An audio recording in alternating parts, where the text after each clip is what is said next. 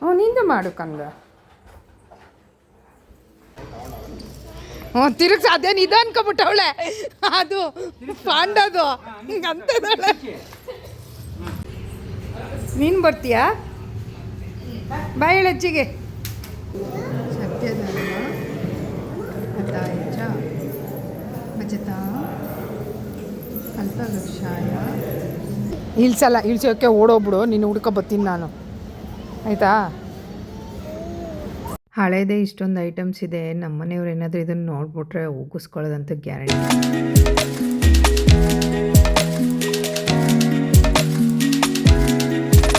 Hi hello ಎಲ್ಲರಿಗೂ ನಮಸ್ಕಾರ. ಎಲ್ಲರೂ ಹೇಗಿದ್ದೀರಾ? ಐ ಹೋಪ್ ಎಲ್ಲರೂ ಚೆನ್ನಾಗಿದ್ದೀರಾ ಅಂತ ಅಂದ್ಕೊಂಡಿದ್ದೀನಿ. ನಮ್ಮಮ್ಮ ಅವರೆಲ್ಲ ಬಂದಿದ್ರಲ್ವ ದೀಪಾವಳಿ ಹಬ್ಬದ ಟೈಮಲ್ಲಿ.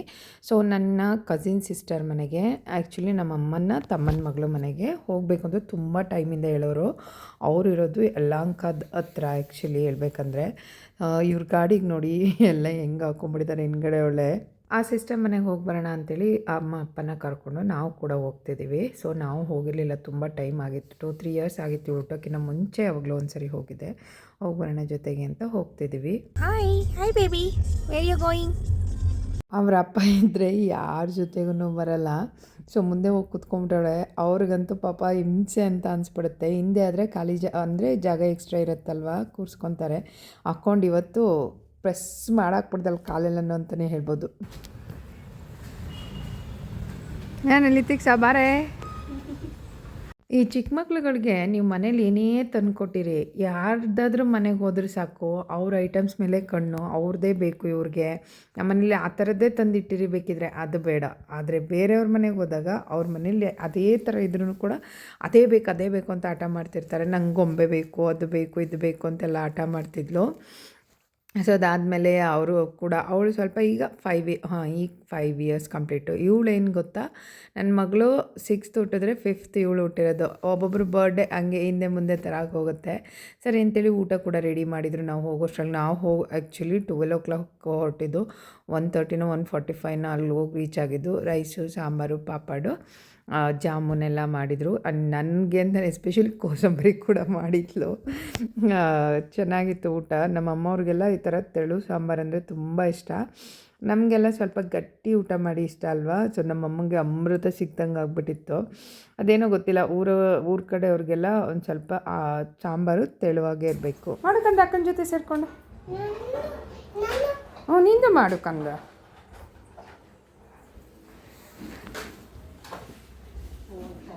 ಆ ಕಡೆದೆಲ್ಲ ಈ ಕಡೆದು ಮಾಡೋದು, ಅದು ಮಾಡಿದ್ದಾರೆ ಅವರು. ನೀನು ಈ ಕಡೆ ಅದಕ್ಕೆ ಮಾಡ್ಬೇಕು. ನೀನು ಅಲ್ಲಿ ತೋರಿಸಿದಾರಲ್ಲ ಗ್ರೀನ್ ಆ್ಯಂಡ್ ಯೆಲ್ಲೋ ಕಲರ್ ತೊಗೊಂಡು ಅದಕ್ಕೆ ಹಚ್ಚಬೇಕು. ನೋಡು ಅಕ್ಕ ಹೆಂಗೆ ಕ್ಲೀನಾಗಿ ಮಾಡ್ತಿದ್ದಲ್ಲ, ನೀನು ಹೆಂಗೆಲ್ಲ ಗೀಚ್ತಿದ್ಯಾ ನೋಡು. ನೋಡಿದ್ಯಾ? ನಿಂಗೆಲ್ಲ ಗೀಜೆ ಅಭ್ಯಾಸ ಅಲ್ವಾ? ಸಾಕಾಯ್ತಾ? ಮಾಡಲ್ವಾ ಇನ್ನೊಂದು? ಇನ್ನೊಂದು ಯಾಕಪ್ಪು? ಬಾ ನೋಡ್ತೀನಿ, ಬಾ ನೋಡ್ತೀನಿ. ನಾವು ಅದಕ್ಕೆ ಹೇಳಿದ್ವು, ಸ್ಟಿಕ್ ಥರ ತೊಗೊಂಡ್ರೆ ಅವಳನ್ನು ಪುಷ್ ಮಾಡ್ಬೋದು. ಇನ್ನೊಂದು ಸ್ವಲ್ಪ ದಿನ ಹೋದರೆ ಈ ಥರ ತೆಕ್ಕೊಡ್ಬೇಕು. ಅಲ್ಲ ಸಿಗುತ್ತೆ, ನಾನು ಬೇಡ ಈಗಲೇ ಅಂತ. ನಾವು ತೊಗೊಂಡು ಹೋಗ್ತೀವಿ. ಹ್ಞೂ ತಿರುಗ್ಸ, ಅದೇನು ಇದು ಅನ್ಕೊಬಿಟ್ಟವಳೆ, ಅದು ಪಾಂಡದು ಹಿಂಗಂತದಳೆ.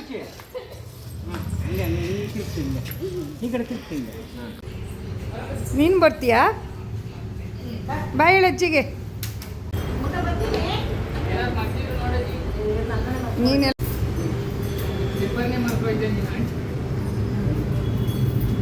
ಬರ್ತೀರಾ? ಬಾಯ್. ಈ ಟ್ರಾಫಿಕಲ್ಲಂತೂ ಈವ್ನಿಂಗ್ ಟೈಮ್ ಮಧ್ಯಾಹ್ನನೇ ಹೋಗಿ 2 ಅವರ್ಸ್ಗಲ್ಲಿ ಹೋಗಿದ್ವಿ. ಈವ್ನಿಂಗ್ ಬರೋಷ್ಟೊಳಗೆ 3 hours ಆಯಿತು ಅಂತಲೇ ಹೇಳ್ಬೋದು. 5:30ಗೇನೋ ಅಲ್ಲಿ ಇದಾಗಿದ್ದು. 8:30 8:15 ಅಷ್ಟರೊಳಗೆ ಬಂದ್ವೇನೋ ಮನೆಗೆ ಅಂತ ಹೇಳ್ಬೋದು. ಸರಿ ಊಟ ಎಲ್ಲ ಮಾಡಿಕೊಂಡು ಅಮ್ಮವರು ನೆಕ್ಸ್ಟ್ ಡೇ ಹೊರಡ್ತೀವಿ ಅಂತ ಹೇಳಿದ್ರು. ಸರಿ ಹೊರಡಿ ಅಂತ ಹೇಳಿಬಿಟ್ಟು ಹೊರಟಾದ್ಮೇಲೆ ನಾವು ಮಧ್ಯಾಹ್ನದಂಗೆ ಸ್ವಲ್ಪ ಡಿ-ಮಾರ್ಟ್ಗೆ ಹೋಗಬೇಕಿತ್ತು, ಗ್ರಾಸರಿ ಐಟಮ್ಸ್ನ ತೊಗೊಂಬರೋದಕ್ಕೆ. ಅಲ್ಲಿಗೆ ಹೋಗೋಣ ಅಂತ ಹೊರಡ್ತಿದ್ವಿ. ಅವತ್ತು ಗುರುವಾರ ಬೇರೆ ಆಗಿತ್ತು. ನಮ್ಮ ಮನೆಯವ್ರಿಗೆ ಲಂಚ್ ಅವರ್ಸಲ್ಲಿ 1-2 hours ಬ್ರೇಕ್ ಥರ ಇರುತ್ತೆ. ಆ ಟೈಮಲ್ಲಿ ಹೋಗಿ ಬರೋಣ ಅಂತ ಹೇಳಿ ಹೋಗ್ತಾ ಇದ್ದೀವಿ. ಅವತ್ತಿನ ದಿನ ಗುರುವಾರ ಆಗಿತ್ತಲ್ವ, ಅಂದಿವೆ ಹಂಗೆ ರಾಯರ ಮಠ ಅಲ್ಲ, ರಾಯರ ದೇವಸ್ಥಾನ ಇದು. ಮಠ ಅಂದರೆ ಜಯನಗರಲ್ಲಿದೆ.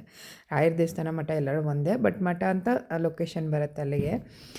ನಾವು ಬೇರೆ ನಾರ್ಮಲಾಗಿ ನಮ್ಮ ಮನೆ ಹತ್ರನೇ ಒಂದಿದೆ, ಅಲ್ಲಿ ಹೋಗಿ ಬರ್ತೀವಿ. ಅದನ್ನು ಮುಗಿಸ್ಕೊಂಡು ಡಿ ಮಾರ್ಟ್ಗೆ ಹೋಗೋಣ, ಎರಡೂ ಕೆಲಸ ಆದಂಗೆ ಆಗುತ್ತೆ ಅಂತ ಹೇಳಿಬಿಟ್ಟು ದೇವಸ್ಥಾನಕ್ಕೆ ಹೋದ್ವಿ. ನಮ್ಮ ಮನೆಯವ್ರಿಗೇನಾದರೂ ಸ್ವಲ್ಪ ಟೈಮ್ ಕೊಟ್ಬಿಟ್ರೆ ದೇವಸ್ಥಾನದಲ್ಲಿ ಕೂತ್ಕೊಂಡು ಧ್ಯಾನನೇ ಶುರು ಮಾಡ್ಕೊಂಬಿಡ್ತಾರೆ, ಎದ್ದೇ ಬರಲ್ಲ ಅಂತಾರೆ.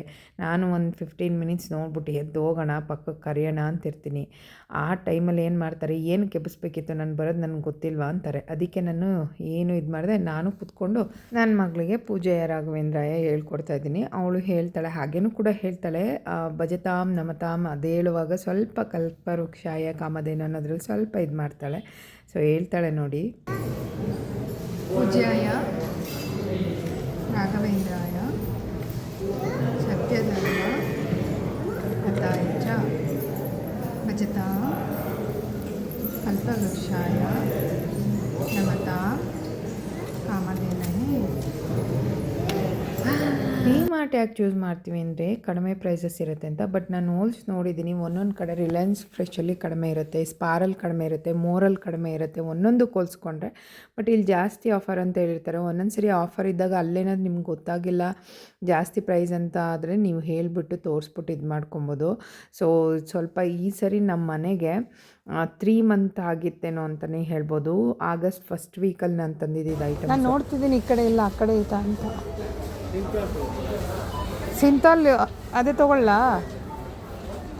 ಲೈಫ್ ಬೈ ಇದೆಯಲ್ಲ. ಹಾಂ ಪರವಾಗಿಲ್ಲ, ತೊಗೊಂಡಿರು, ಇರುತ್ತೆ ಅದ್ರ ಪಾಡೋದು. ಹಾಂ ಬೊಬ್ಬಲ್ ಎಲ್ಲಿದೆ ಕೊಡಿಲ್ ಬಾಲ್ ಎಷ್ಟಿದ್ದು? ₹1. ಯಾರು ಕೊಟ್ಟಿದ್ದು ₹1?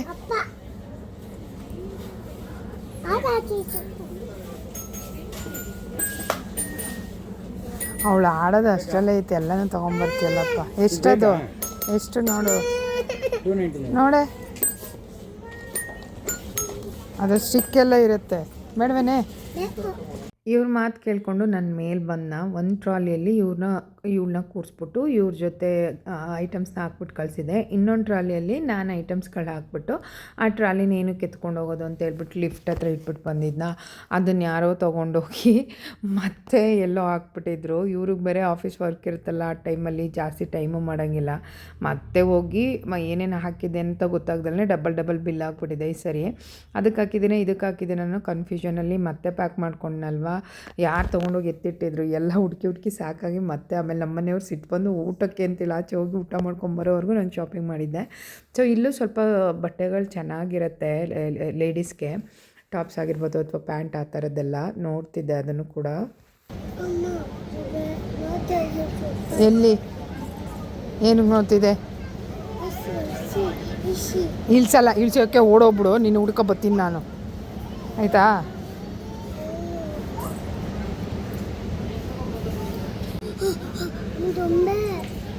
ತೊಂಬೆ ಅವಳ್ದದು, ನಿಂದಲ್ಲ.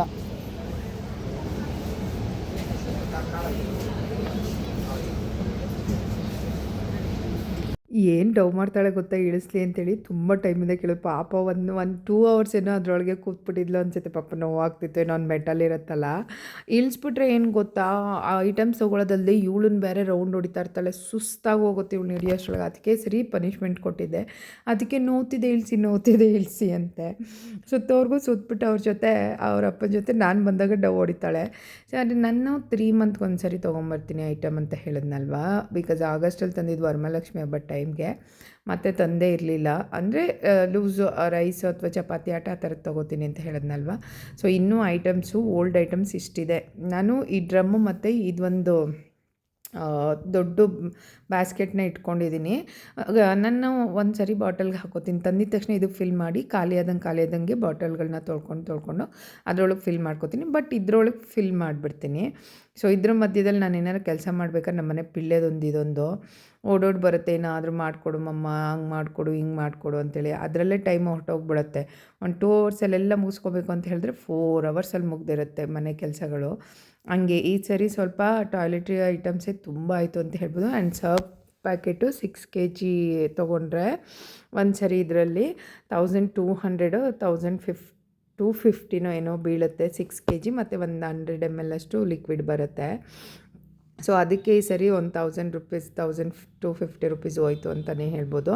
ಹಾಗಾಗಿ ಈ ಸರಿ ಇಷ್ಟಿದೆ ಐಟಮ್ಸು. ಈ ಬಕೆಟಲ್ಲೂ ಕೂಡ ಅರ್ಧ ಇದೆ, ಆ ಡ್ರಮ್ಮಲ್ಲಿರೋದಲ್ದೇ ಇದು ಇದೆ. ಅದು ಏನು ತೊಗೊಂಡೆ ಅಂತ ಗೊತ್ತಿಲ್ಲ. 12,500 ರೂಪಾಯಿ ಆಯಿತು. ನಿಜವಾಗ್ಲೂ ನಂಬ್ತಿರೋ ಬಿಡ್ತಿರೋ, ನಮ್ಮನೆಯವರು ನೀನು ಈ ಥರ ಹೋಗ್ಬೇಡ, ತಿಂಗಳ ಹೋಗು, ಒಂದು 5,000 ಮಾಡ್ಕೊಂಬ, ಒಂದೇ ಸರಿ ಈ ಥರ ಮಾಡಬೇಡ ಅಂತ ಬೈದ್ಬಿಟ್ರು. ಅದು ಬೇರೆ ಇದಾಗಿದೆ. ಆಮೇಲೆ ಅವ್ರಿಗೇನು ಗೊತ್ತಾ, ಒಂದು ಸರಿ ಲೀಸ್ಟ್ನ ನೋಡಿ ನಾವು ಇದು ತೊಗೊಂಡಿದ್ವಿ, ಇದು ಬಂದಿದೆಯಾ ಏನು ಅಂತೇಳಿ ನಾನು ಮಾಡಿಲ್ಲ ಅಂದರೂ ಅವ್ರಿಗೆ ಮಾಡಿ ತೋರಿಸ್ಬಿಡ್ಬೇಕು, ಹೇಳಿಬಿಡ್ಬೇಕು. ಸೊ ನಾನು ಕೆಲಸ ಮುಗಿಸ್ಕೊಂಬರ್ತೀನಿ, ನೀನು ಮಧ್ಯಾಹ್ನದೆಲ್ಲ ಪೆಂಡಿಂಗ್ ಇರುತ್ತಲ್ಲ ಅದನ್ನು ಮಾಡೋದಿರುತ್ತೆ ಅಂತ ಹೇಳ್ಬಿಟ್ಟು ನನಗೆ ಹೋಗಿದ್ದಾರೆ. ಇದೆಲ್ಲ ಇದೆಯಾ ಅಂತೇಳಿ ಟಿಕ್ ಮಾಡಿಬಿಟ್ಟಿಟ್ಟಿರಬೇಕು. ಸೊ ಅಲ್ಲೂ ಕಿತಾಪತಿ ಮಾಡೋಕ್ಕೆ ಬರುತ್ತೆ ನೋಡಿ, ಏನೇನಾದರೂ ಅದನ್ನೆಲ್ಲ ಇದು ಮಾಡಿ ಆ್ಯಕ್ಚುಲಿ ನಾವು ಇದನ್ನು ಟೆಸ್ಟ್ ಮಾಡಲೇಬೇಕು. ಏಕೆಂದರೆ ಒಂದೊಂದು ಸರಿ ಮನಿ ಜಾಸ್ತಿ ಇರುತ್ತೆ, ಇಲ್ಲ 1-2 ಐಟಮ್ಸ್ ಎಕ್ಸ್ಟ್ರಾ ಬಂದಿರುತ್ತೆ, ನಾವು ತಗೊಳ್ದೇ ಇರೋ ಐಟಮ್ಸು ಕೂಡ ಬರುತ್ತೆ. ಚೆಕ್ ಮಾಡೋದು ಮಸ್ಟ್ ಇಂಪಾರ್ಟೆಂಟು. ಆ್ಯಂಡ್ ಪ್ರೈಸ್ಗೂ ಕೂಡ ಒಂದೊಂದು ಸರಿ ಆಗುತ್ತೆ. ಆಮೇಲೆ ಈ ಸರಿ ಅದೇ 2 ಟ್ರಾಲಿ ಆಗಿತ್ತಲ್ಲ, 2 ಐಟಮ್ಸ್ನ ಹಾಕ್ಬಿಟ್ಟು ಅದು ಕೂಡ ಡಬಲ್ ಬಿಲ್ ಆಗಿಬಿಡುತ್ತೆ ಒಂದೊಂದು ಸರಿ. ಆ ಟ್ರಾಲಿಗೆ ಹಾಕಿದ್ದೇನೆ, ಈ ಟ್ರಾಲಿಗೆ ಹಾಕಿದ್ದೇನೆ ಅನ್ನೋದ್ರಲ್ಲೇ ಇದಾಗಿತ್ತು. ಮತ್ತು ಶ್ಯಾಂಪೂಸು, ಆಯಿಲ್ಸು ಗೊತ್ತಲ್ವಾ. ನಾನು ಈ ನಡುವೆ ಕೋಕೋನಟ್ ಆಯಿಲಿಂದನೇ ಎಲ್ಲ ಅಡುಗೆ ಮಾಡೋಕ್ಕೆ ಶುರು ಮಾಡಿರೋದು. ಪೂರಿ ಹಪ್ಪಳ ಹಾಕ್ಬೇಕಂದ್ರೆ ನಾರ್ಮಲ್ ಆಯಿಲ್ ತಂದಿರ್ತೀನಿ. ಯಾವುದಪ್ಪ ಇನ್ನೊಂದು ಬ್ಲೂ ಕಲರ್ ಬರುತ್ತೆ, ಸನ್ಪ್ಯೂರ್ ಆಯಿಲ್ನ. ಈ ಒಗ್ಗರಣೆ ಮತ್ತು ಪಲಾವ್ ಅದಕ್ಕೆಲ್ಲ ಇವಾಗ ಕೋಕೋನಟ್ ಆಯಿಲು ಮತ್ತು ಮನೇಲಿ ಬೆಣ್ಣೆ ಮಾಡಿದಾಗ ಜಾಸ್ತಿ ಇದ್ದರೆ ಅದನ್ನು ಹಾಕೋಕ್ಕೆ ಶುರು ಮಾಡಿದ್ದೀನಿ. ಆ ಕೋಕೋನಟ್ ಆಯಿಲೇನೆ 500 ರುಪೀಸ್ 2 kg ತಂದಿದ್ದೀನಿ. ಬಿಕಾಸ್ ನಾನು ಇನ್ನು ನೆಕ್ಸ್ಟ್ ಟೈಮ್ ಹೋಗೋವರೆಗೂ ಬೇಕಲ್ಲ. ಆರಾಮಾಗಿ ಒಂದು ತಿಂಗಳು ಹತ್ತತ್ರ ಬರುತ್ತೆ ಅಂತಲೇ ಹೇಳ್ಬೋದು. 1 kg ಜಾಸ್ತಿನೇ ಬರುತ್ತೆ, ಜಾಸ್ತಿ ಆಯಿಲ್ ಯೂಸ್ ಮಾಡೋದಾದರೆ ಒಂದು 15 ದಿವಸಕ್ಕೂ ಬರಲ್ಲ ಅದು. ನಾನು ಆಯಿಲ್ ಸ್ವಲ್ಪ ಕಡಿಮೆನೇ ಹಾಕೋದು ಎಲ್ಲದಕ್ಕೂ, ಸೊ ಜಾಸ್ತಿ ಹಾಕೋ ಅವಶ್ಯಕತೆ ಇರಲ್ಲ. ಫೈನಲಿ ಎಲ್ಲನೂ ತುಂಬಿಕ್ಕಿದ್ದೀನಿ. ಇದು ಫಿಲ್ ಆಗಿದೆ, ಅದು ಫಿಲ್ ಆಗಿದೆ, ಈ ಬಕೆಟ್ ಕೂಡ ಫಿಲ್ ಆಗಿದೆ, ಡ್ರಮ್ಮು ಕೂಡ ಫಿಲ್ ಆಗಿದೆ. ನೋಡೋಣ ನೆಕ್ಸ್ಟ್ ಟೈಮ್ ಯಾವಾಗ ತರ್ತೀನಿ ಐಟಮ್ಸ್ ಅನ್ನೋದನ್ನು ಅಪ್ಡೇಟ್ ಮಾಡ್ತೀನಿ. ಅದರಲ್ಲೂ ಡ್ರೈ ಫ್ರೂಟ್ಸ್ ಮರ್ತು ಬಂದಿದ್ದೀನಿ, ಅದಕ್ಕೊಂದು 3,000 ಎಕ್ಸ್ಟ್ರಾ ಪೇ ಮಾಡಬೇಕು. ಇನ್ನೂ ಎಷ್ಟೊಂದು ಮರ್ತು ಬೇರೆ ಬಂದಿದ್ದೀನಿ ಹೇಳ್ಬೇಕಂದ್ರೆ. ಅಪ್ಪಗೆ ಫೋನ್ ಮಾಡಿ ಕಟಿಂಗ್ ಮಾಡ್ಸಕ್ಕೆ ಹೋಗಬೇಕು ಬನ್ನಿ ಅಂತ ಫೋನ್ ಮಾಡಿ.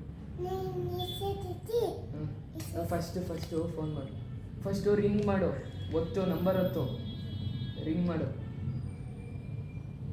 ರಿಂಗ್ ಮಾಡು ಟ್ರ್ ಆಮೇಲೆ ಫೋನ್ ಮಾಡಿ.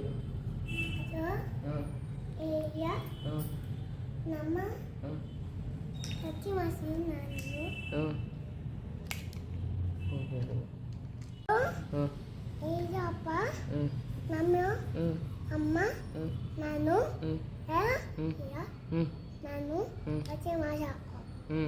ಬೇಗ ಬನ್ನಿ.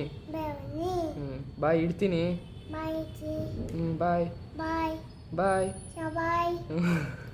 ಹೋಪ್ಫುಲಿ ಈ ವಿಡಿಯೋ ನಿಮ್ಗೆ ಇಷ್ಟ ಆಯಿತು ಅಂತ ಅನ್ಕೋತೀನಿ. ಇಷ್ಟ ಆದರೆ ಲೈಕ್ ಶೇರ್ ಕಮೆಂಟ್ ಮಾಡೋದನ್ನ ಮರಿಬೇಡಿ. ನೋಡಿ ಕಟಿಂಗ್ ಮಾಡ್ಸೋಕ್ಕೆ ಹೋಗ್ಬೇಕಂತ ಅವನು ಹೇಳ್ತಿದ್ದ, ಅದಕ್ಕೆ ಅವ್ರ ಅಪ್ಪನ ಆ ರೂಮಲ್ಲಿರೋ ಅಪ್ಪನ ಫೋನ್ ಮಾಡಿ ಕರೀತಿದ್ದಾಳೆ. ಈ ವ್ಲಾಗ್ನ ನಾನು ಇಲ್ಲಿಗೆ ಎಂಡ್ ಮಾಡ್ತೀನಿ. ನೆಕ್ಸ್ಟ್ ವ್ಲಾಗಲ್ಲಿ ಸಿಗ್ತೀನಿ. ಅಲ್ಲಿ ತನಕ ನಗ್ತಾರಿ ಖುಷಿಯಾಗಿರಿ. Love you all, bye, take care.